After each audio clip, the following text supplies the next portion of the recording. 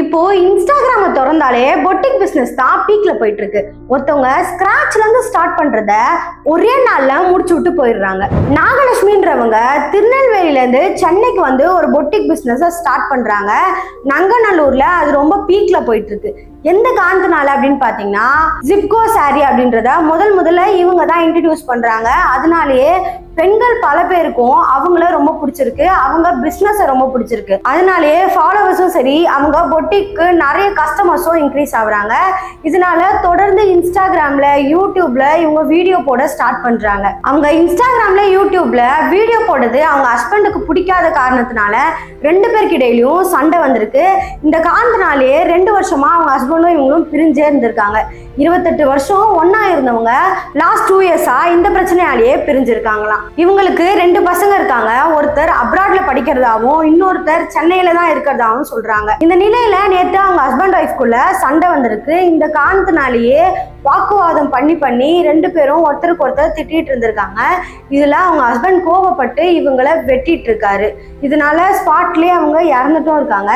அவங்க 2 பேரையும் இறந்ததை பார்த்தது அவங்களோட பையன்தான். அதை பார்த்துட்டு போலீஸ் கிட்டையும் இன்ஃபார்ம் பண்ணியிருக்காங்க. அப்போ போலீஸ்லாம் வந்து செக் பண்ணிட்டு போயிருக்காங்க. இதை பார்த்து பல மக்களும் என்ன பேசுறாங்கன்னு பார்த்தீங்கன்னா, அவர் இறந்ததுக்கு யாருமே ஃபீல் பண்ணல. அவங்க ஒரு ஸ்கிராட்ச்ல இருந்து எவ்வளவு கஷ்டப்பட்டு முன்னேறி இருக்காங்க. இதை நாங்கெல்லாம் கண் எதிர்க்க பார்த்துருக்கோம். ஆனா இவங்கள ஒரே நிமிஷத்துல அவர் காலி பண்ணிட்டு போயிட்டாரு. இவங்களுக்கு மட்டும் இல்ல, நிறைய பெண்களுக்கு இப்படிதான் நடக்குது. அவங்க கஷ்டப்பட்டு முன்னேறி வரும்போது ஈஸியா ஒருத்தவங்க கீழே தள்ளி விட்டுறாங்க, இல்லைன்னா ஏதாவது ஒண்ணு பண்ணிடுறாங்க. எக்ஸாம்பிளுக்கு சித்ராவை கூட சொல்லலாம். சித்ரா வந்து அவ்வளோ கஷ்டப்பட்டு மேல வந்தாங்க.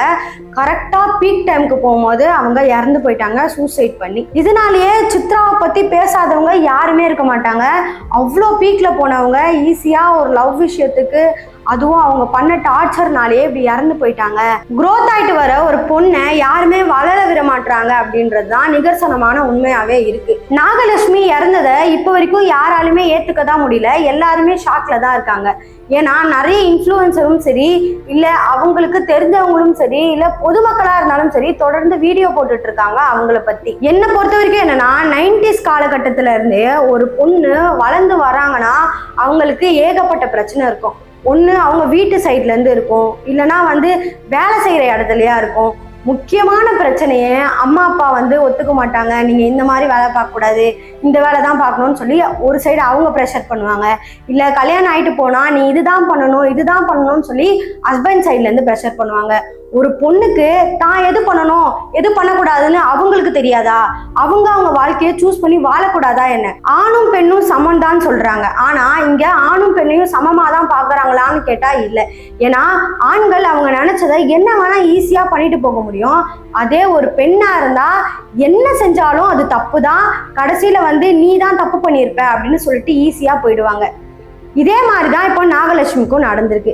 இதை பத்தி நீங்க என்ன நினைக்கிறீங்க அப்படின்றத மறக்காம கமெண்ட்ஸ் சொல்லிட்டு போங்க. இதே மாதிரி நிறைய தகவலை தெரிஞ்சுக்க ரெட் டேப் சேனலை சப்ஸ்கிரைப் பண்ணி வச்சுக்கோங்க.